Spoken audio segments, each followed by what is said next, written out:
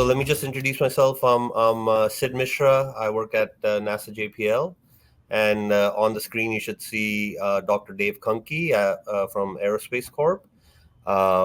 We Hello. both work in geoscience and remote sensing, and we're both part of the IEEE Geoscience and Remote Sensing Society. So we're very happy that we were invited to give a talk here.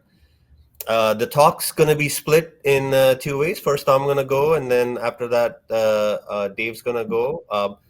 We plan to share some anecdotal career paths, and then how that parallels with our technical society, which is IEEE GRSS.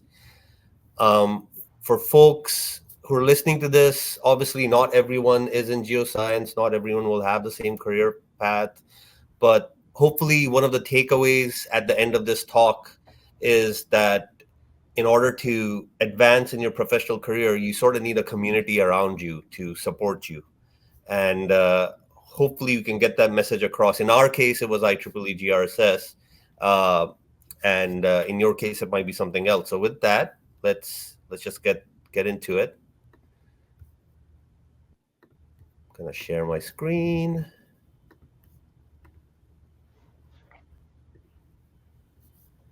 Dave, can you confirm when you see it?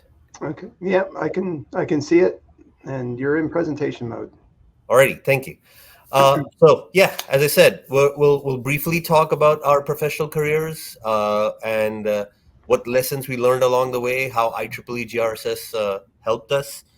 The way my part of the slides are going to go, I will be switching back and forth between my professional work and IEEE GRSS, sort of to give you that parallel view of how the community helps you and builds you up.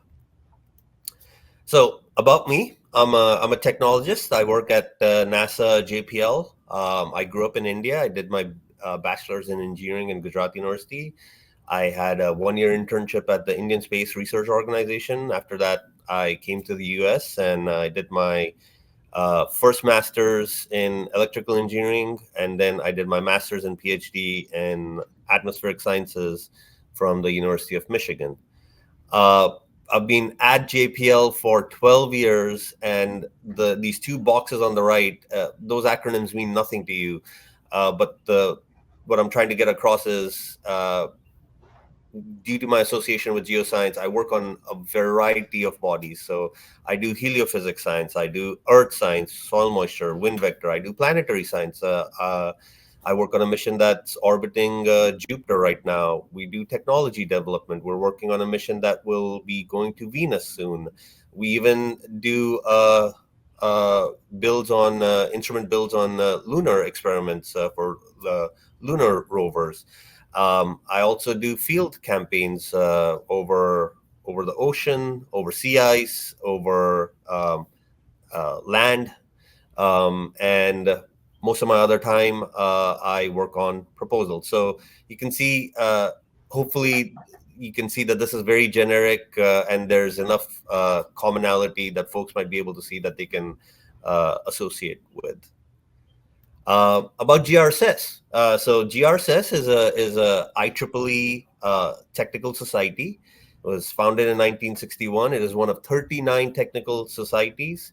What we really care about are theory, concepts, and techniques of remote sensing of the Earth, ocean, atmosphere, and space.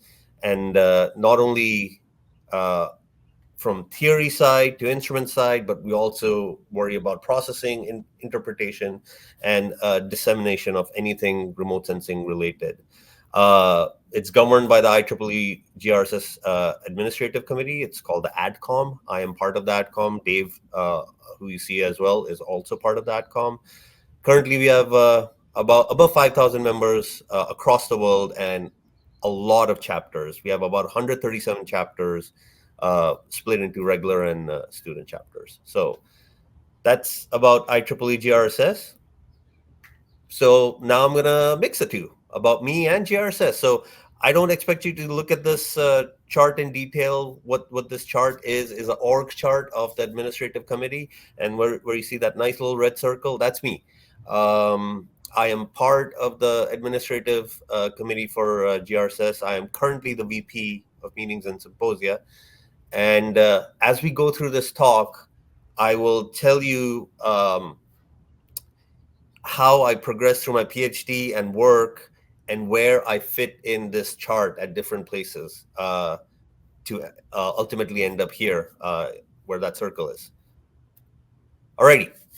So I understand the audience might be is a technical audience, but might be a general audience. So it certain terms might not necessarily translate. So I'll try my best to define them before we go into it.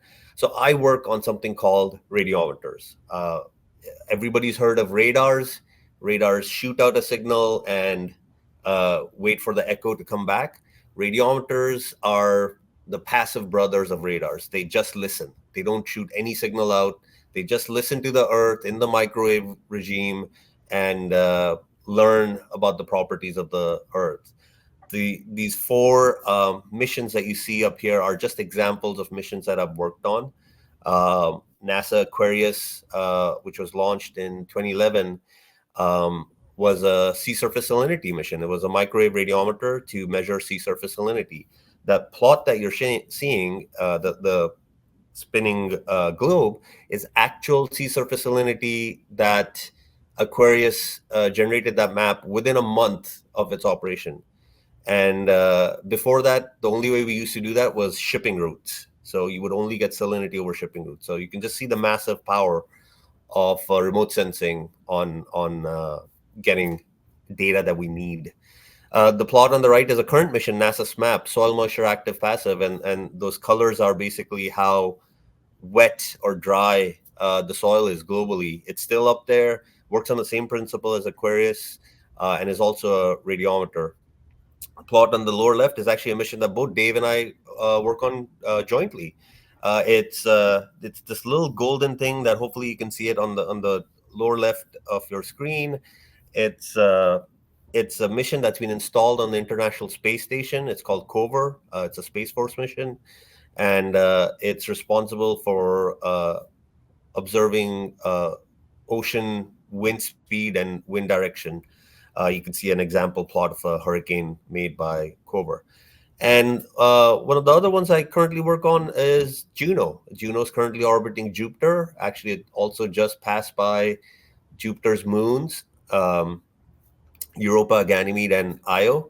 And it's an extremely cool mission. I've never worked on a mission like this before. And to be quite honest, um, Juno has been sort of revealing structures of Jupiter that we never knew till this remote sensing radiometer actually made it there. So that's an example of what I work on. Now I want to make sure you guys keep note of passive listeners of nature. So we're very sensitive to the Earth. Any thermal emission, we will measure it. But unfortunately, the downside of that is any man-made signal also pops out and corrupts our signal. So the fact that we're so sensitive to soil moisture, sea surface salinity, ocean vector winds, also means that we're very sensitive to what we call radio frequency interference. And in fact, that was my PhD dissertation. It was on radio frequency interference, detecting it, correcting for it. The plot on the left is from our European colleagues.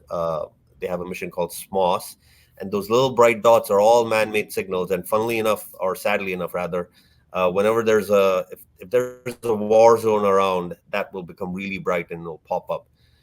Why does it matter to us? It matters because that means we cannot do science there. We cannot give our general audience anything about the geophysical parameters for that region. So this is something that we have to deal with all the time. Another great example is the lower right plot. You see the continental United States, and you see this red band around it. This is courtesy of another colleague, Dave Draper. And that red band is RFI. It's signal that's bouncing off a geostationary satellite and then comes back into our remote sensing satellites. That signal is a direct TV broadcast. It's direct TV that's illuminating the continental United States. And unfortunately, the result of that is we we really have a difficult time doing science at those edges because it's corrupted by external signals. So that's how I started in. I started looking at RFI. Here's a good example. Like, again, I don't expect you to read this chart. Folks like Dave can read charts like this like the back of their hand.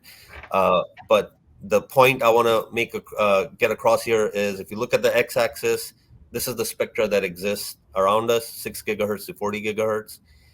Anything in red is where we're not allowed to do science. You can do comms, you can do space-to-space communication, space-to-ground communication.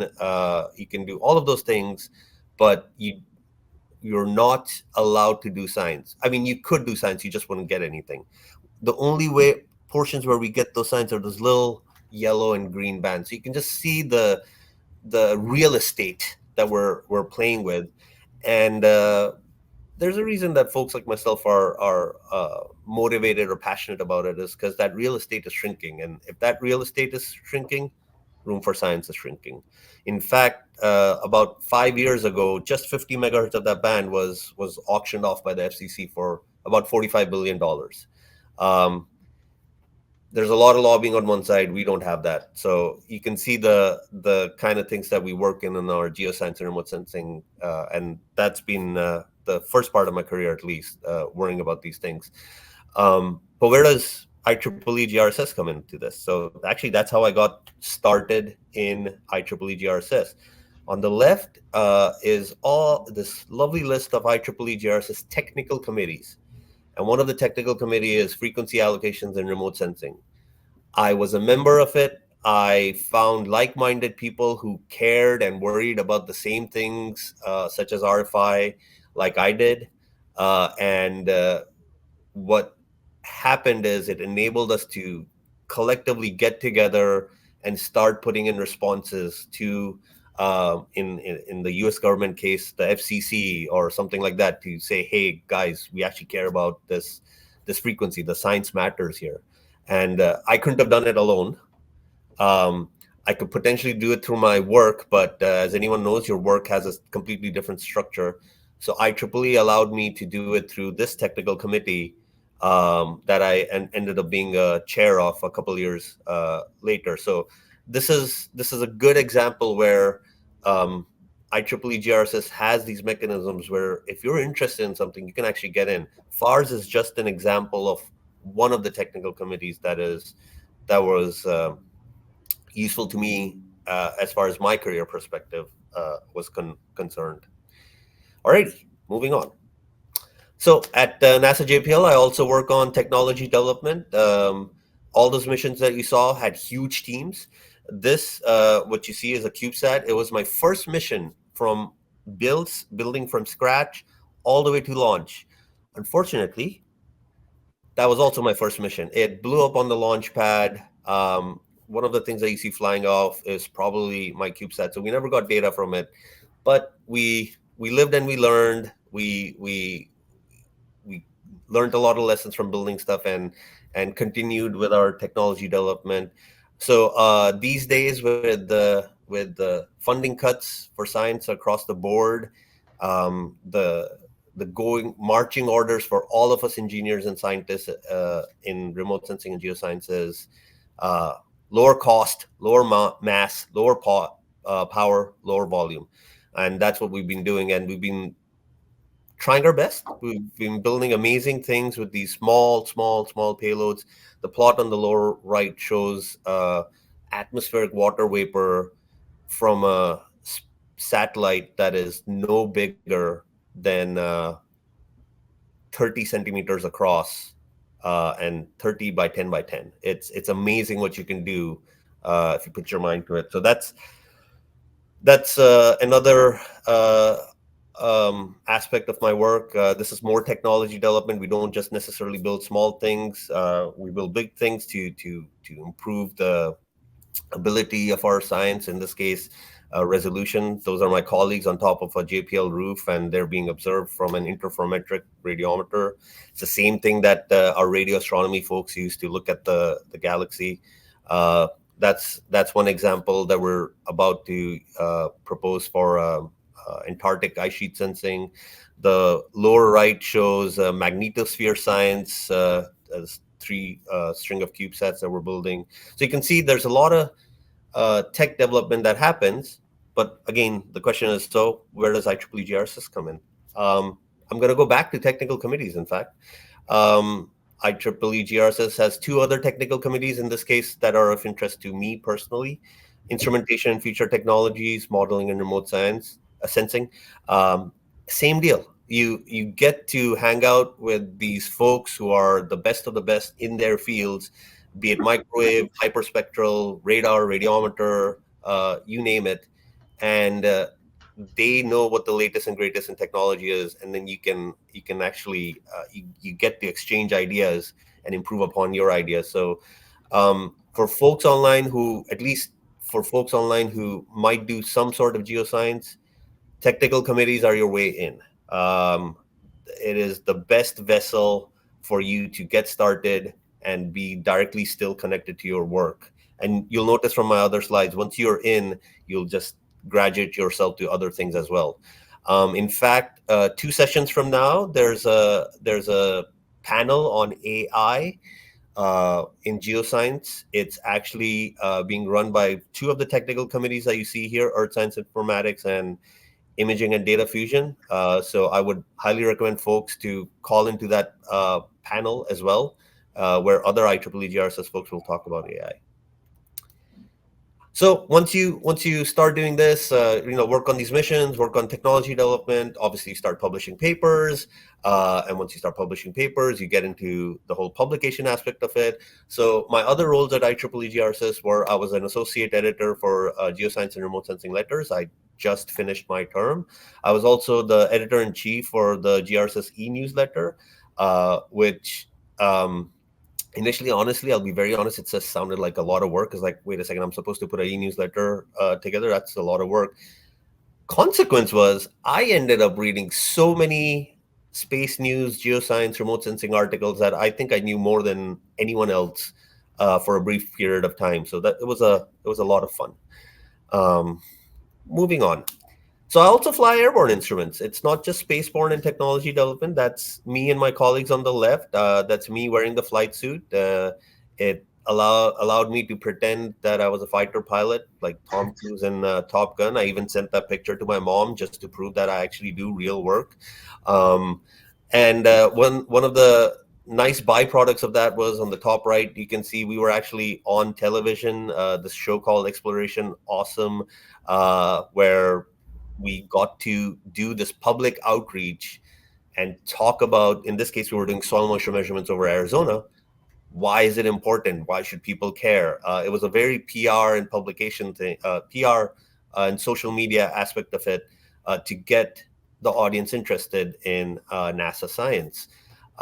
Funnily enough, the experience there actually took me back to IEEE GRSS, where briefly, for about 3 years, I was the social media lead and publicity and PR lead for IEEE GRSS, and then I eventually became the VP of Information Resources at IEEE GRSS, where you care about the messaging, in this case, for the society.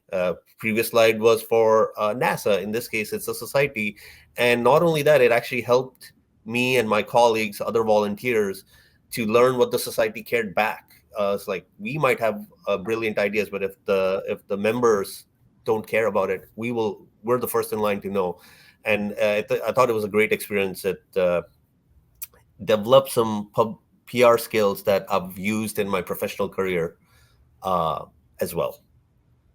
So Sid, is this Um, associated with Last, NASA series? We have a question from the audience. sorry, NASA series. Yeah, CERES. Oh, it isn't. You mean the previous one? It isn't. At that time, it was associated with the video that I was showing previously. That was done in 2015. And there was a separate NASA PR publicity effort for that. But good question. Alrighty. So moving on, last couple of slides before I hand it over to Dave. Doing all of this, you meet people. Obviously, folks here are on an IEEE conference, so we love to organize conferences and meet other folks. The picture on the left, under in the yellow frame, is IGARS 2020, 2011 International Geoscience and Remote Sensing Symposium. I am on the right there. That was when I was just an attendee, and just by the fact of being associated with the GRSS IGARS 2023. I was the general chair of the conference. So 12 years, you go from an attendee to a general chair. And it was, again, a lot of fun. You get to form the conference in your vision, which might not be the same vision as everyone else, but it's a learning experience that cannot be taken away. And that's how I ended up being a general chair, and I am now currently the VP of Meetings and Symposia for IEEE GRSS, where we're helping with the strategy to get relevant technical conferences to folks that want to see it. So we're a LiDAR conference, a radiometry conference, a GNSSR conference, what have you. And then last two slides, most of my other time at work, I write a lot of proposals. Some folks might not realize this. NASA and NASA JPL folks do have to write proposals. Sure, we get these directed missions to fly around Jupiter, but most of the time, I'd say 80% of the time, we're actually writing proposals to get our work funded. And it takes a lot of your time, but it also gives you the opportunity to come up with cool ideas. And where does IEEE GRSS come in? You can't write a proposal without having a community around you. You need all these other technical people who you talk to all the time to come up with good ideas. And I've found it to be no different for myself, where there's this community of communities in IEEE GRSS where I've been able to bounce ideas off and find out whether they're good or bad, and then eventually end up writing these proposals. Many of them were successful. So with that, speaking of community of communities, I'll now turn it over to Dave, who, if you can see, he's right here in the org chart. He was a past president for IEEE GRSS, and can tell you a lot more detail about IEEE GRSS than I can. So, Dave? Well, I don't know about that, but anyway, in your overview of how your career has been affected by GRSS, it reminds me of a lot of the parallels that I've had also with GRSS. My first activity within GRSS was really being chair of the FARS Technical Committee, which is the frequency allocations and remote sensing, and then I progressed to the e-newsletter. At the time, it was just the newsletter. It was a printed newsletter, and that was a lot of work, but it also really opened the window to everything that was going on within GRSS and geoscience and remote sensing. And more kind of really important for me was the international aspect of that, since I work not in the civilian side, but in the DoD side. A lot of that international aspect I only get through GRSS, and it's an important aspect of remote sensing, particularly for geo, as opposed to other types of remote sensing. So with that, I'd like to give a few charts on to welcome you to IEEE GRSS. This is a talk, a variant of the talk I give at some of the conferences that GRSS organizes over the years. So next. Geoscience and Remote Sensing, of course, you've heard, is a technical society of IEEE, and it fosters engagements of its members for the benefit of society through science, engineering, and applications and education related to remote sensing and geoscience. And so geoscience is a group of scientists and researchers with a common interest in a framework for building that community. Next. And it really, we really, one of our major activities is refereed publications. We have added a couple to that I'll talk a little bit about. We provide several conferences. We co-sponsor something like 13, 14, maybe even more than that. Sid, you would know more than I would at this point. But we have a flagship conference every year. It's called International Geoscience and Remote Sensing Symposium, and it attracts something like 3,000 scientists and researchers from across the world. with an engineering emphasis. I mean, we do have a large science aspect, and this is what makes our flagship conference really unique. Is it couples the engineering with the science to allow some of the really crazy and cool instruments like what Sid was talking about. We also have professional activities where we have awards, distinguished lectures, and a lot of chapter activities to promote learning at local levels. And education, we have courses online with respect to remote sensing. We have a MOOC as well, massive online course, and several other offerings. So if you have a question about remote sensing, you can go to the IEEE Learning Network or other aspects of our online offerings. And a lot of times you can find out things that are very important to the problem that you're trying to solve. And of course, technical activities. You saw Sid that listed all of the technical committees. These are in response to hot topics in geoscience and remote sensing. So you can be a member of GRSS and not be part of a technical committee, but we really try to encourage activity within the technical committees. And the most recent one that we've added is the remote sensing to environment analysis and climate technologies, or REACT, that really addresses the climate aspects of remote sensing. So we're excited about that. And we continue to grow. Our membership has grown from 1,500 maybe 30 years ago to over 5,000 and upwards of 6,000 currently. So that's really good news. That means that we're relevant to the technical community, and we're really happy about that. So next slide. So GRSS, of course, does many things, but it's really about the people. Next. And this is our global community of 77 chapters. We've added, I think, 2 chapters just recently and 62 student branch chapters. So student branch chapters have really been growing quite steadily recently.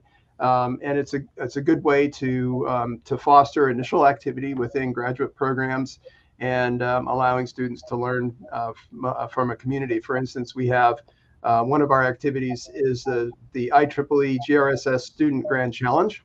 And right now we're working on the 4th instantiation of that, which is an AI challenge to detect whales in high resolution imagery. And we have currently 5 teams worldwide that have qualified for funds and are looking at that problem. And we hope to bring those ideas coming from each of the individual activities together in a final presentation and for the rest of the communities. So next slide. So we really consider ourselves also a community of communities. If we think, we support, of course, the global research community with networking and leadership, but there's also subcategories in industry community that may have, special aspects that we try to develop. We have a special track in our flagship conference that is specifically for our industry participants. Live webinar series,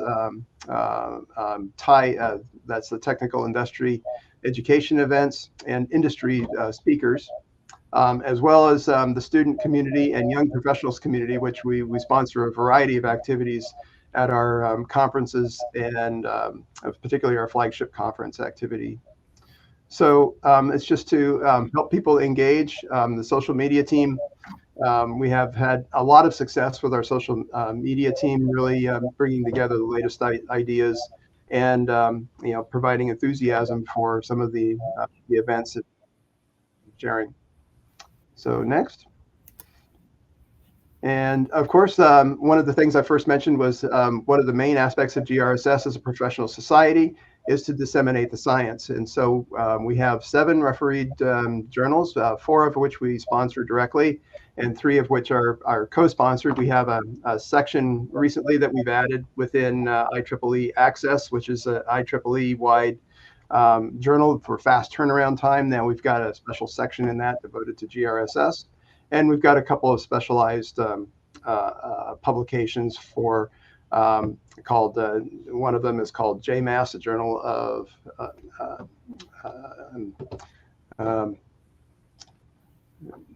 Miniaturization. Yeah, I was the slide is covered up here. Oh, it is. And yeah, Oh, and radar. No, it's not. It's from the tagline. So I don't oh, think there you you go. know anything about it. And then the new one is radar transactions, which has been growing quite a bit, particularly for other societies within IEEE. So yeah, the Journal of Miniaturization of Air and Space. Okay, next. And of course, we have our flagship conference, which is this year in Athens, Greece, and we're expecting something like 2,500 to 3,000 researchers. And this is a week-long event. Okay, next. Above 3,000. So what's new? I mentioned a couple of these things. Membership growth. I think we're currently upwards of 6,000 members. We have the more publications. I think I mentioned the section in IEEE Access, and we co-sponsor Radar Transaction. We also have another project that's really online or going to be coming online. It's a data descriptions journal, and this is an IEEE effort in which to really improve the understanding of data sets that may be available for research, and in particular through sharing on Dataport. And GRSS is a part of that because we are responsible for quite a few data sets on Dataport.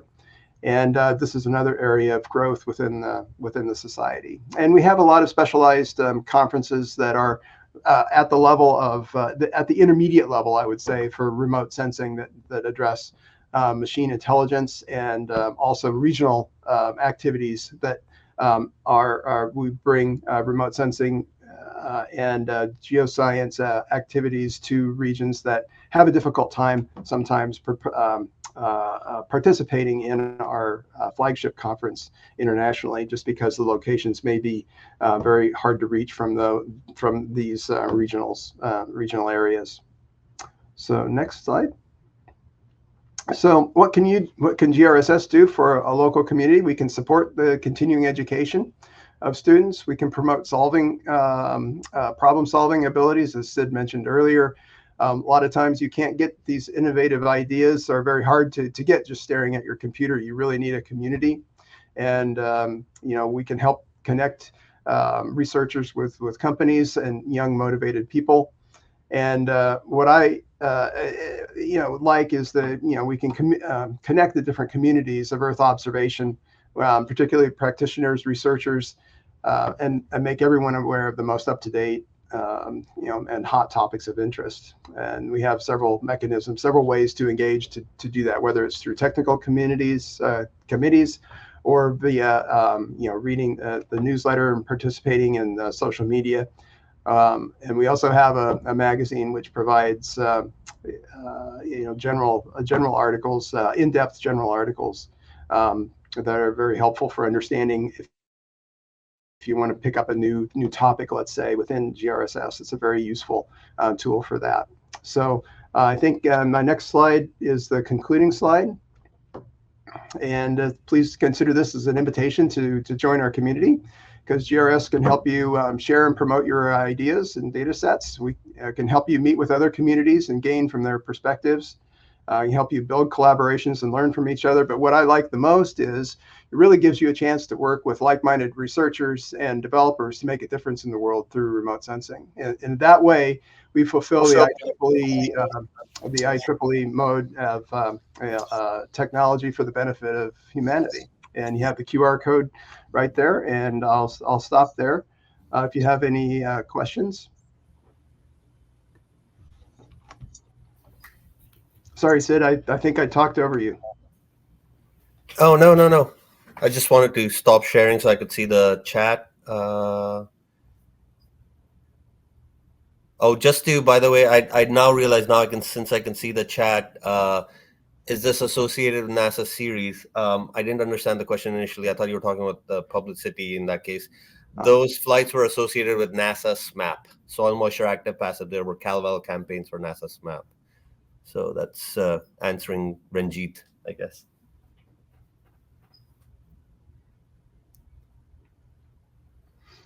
Okay, what are some of the ethical considerations to GRSS? Um, I can start off on that if you want. okay. It's a good question. It's a hard question. Um, so in general, the geoscience and remote sensing community that we serve are mostly organizations such as academics or NASA or ESA, stuff like that. There our science is definitely for the benefit of humanity most of the time. We care about getting geophysical parameters that help improve the lives of humans. So in that way, that is our sort of mode of operation. That's how we. That's actually it's a more organic thing. That's how most of our attendees are. So the people who come to our conferences are the people who are part of our society. Um, it's driven by them in this case. I don't know, Dave, if you wanted to add. Yeah, no, I don't think there's too much to add. I hadn't really considered that from our perspective, we do a lot of community building. We do provide support for people that may or students in some cases that are challenged to travel. We provide a lot of support for students to come to our flagship meetings and to really learn ways in which they can help industry or help the remote sensing aspects within their own country for for improvement of their lives. So. Alrighty. Next question is, I read that we know less about oceans and the space. How GRSS can throw more light on the study of oceans? Also, great question. Um, you're absolutely right. We know a lot less about the oceans than we think we do, and GRSS in general, we have a very strong um, oceanography community, more towards the instrument and fundamental science side. There's a whole other oceanography community. Our conferences have, especially our flagship conference, has dedicated full day tracks that span over 2.5 days that are just for ocean science. I think that's one of the ways that we're trying to get more um, information on the oceans. And to speak personally, I've been working on ocean salinity and wind vectors since the start of my career, and I'm pretty sure actually Dave's thesis was Wind uh, direction. polarimetric science from oceans. So Yeah. you're talking to two people. You're preaching to the choir here. So um, next question is from Nancy, which I think got split into: are private satellites interfering with government satellites? Um, Dave, do you want to take that while I re-show the QR code? So I think the RFI, the radio frequency interference issues that we normally run into is the fact that there's just a lot of users of the spectrum, both in terms of the private community, private wireless, and government use of the spectrum. So it's it follows population growth. I don't think it's necessarily because there are that many bad actors. There's a few bad actors, but in general, it's more about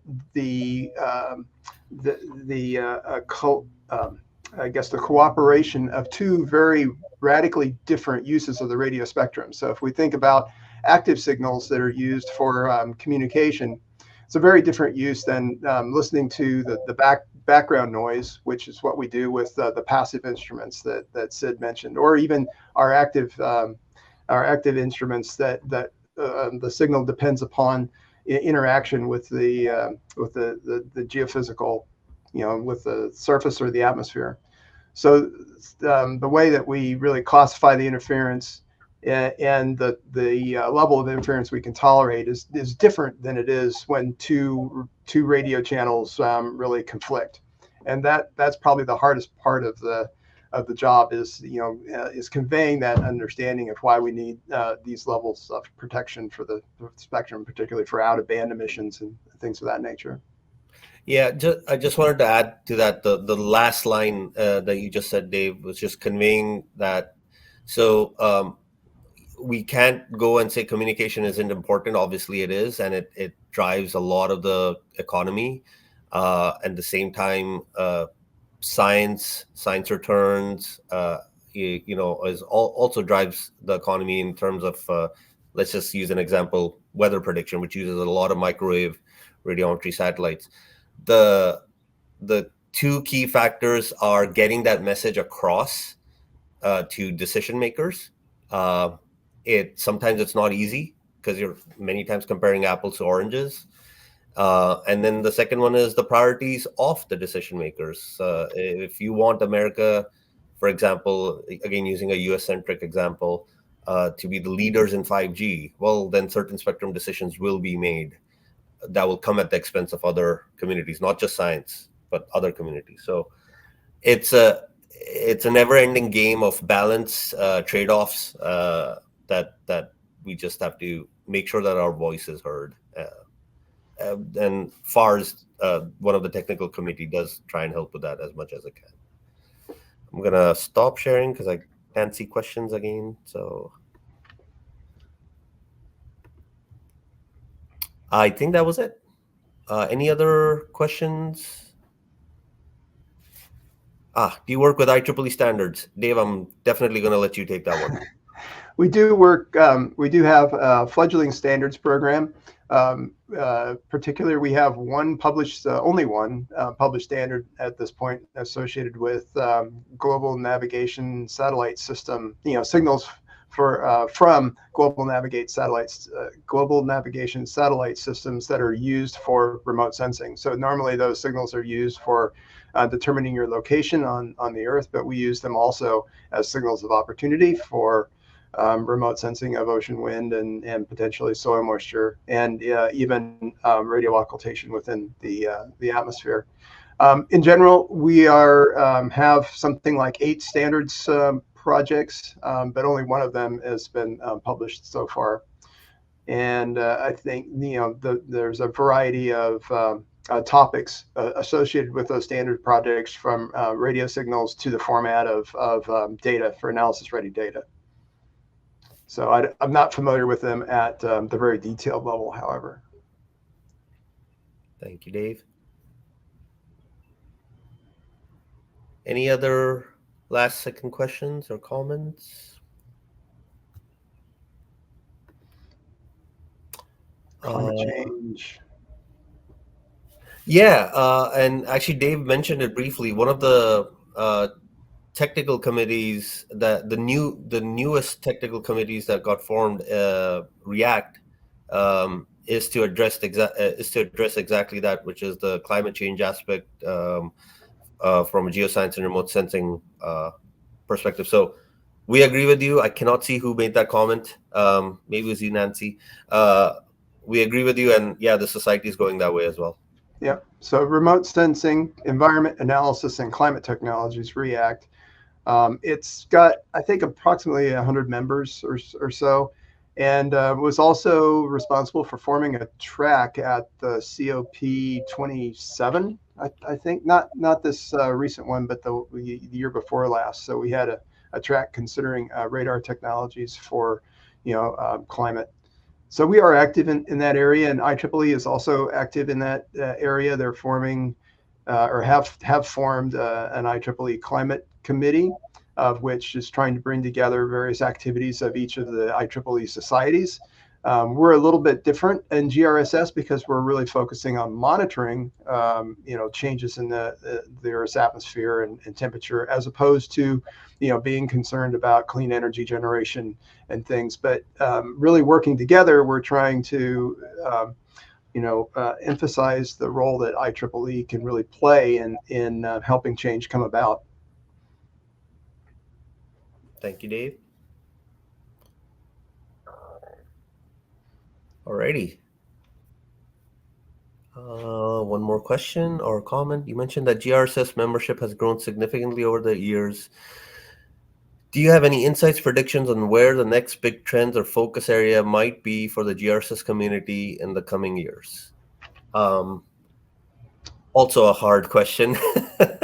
I'll actually use that question as an opportunity to again give a quick plug to the AI panel in geoscience that's going to happen at, I think it's 3 o'clock Eastern, which is Mhm. one of the next big trends where we find ourselves in the geoscience community having to deal, just like every other technical community out there, with lots of big data. And we find ourselves having to deal with how to process that data, how to extract relevant information from that data.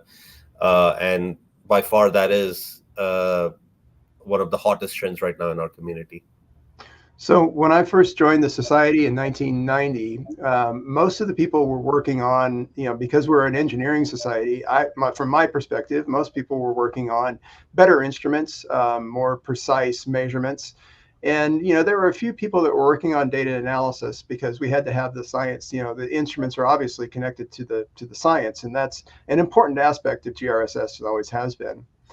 But through the 90s and into the 2000s, and especially with now commercial space and new space, as Oh we yeah, call it, there's just a lot of instruments and a lot more measurements. So the focus is somewhat shifted. I mean, instrument designers and makers like Sid and I we're still needed, but really where the growth is in the data processing, and that includes a whole set of machine learning techniques now, and applying data fusion as well, because data comes in so many different forms, whether it's space-based or whether it's from the ground, whether it's at high resolution, small resolution, it's temporally, it's refreshed every, and so it's those are big problems to combine the data to get information, and so that's really fueling the change in really the demographics of GRSS. So I would say that, in 2024,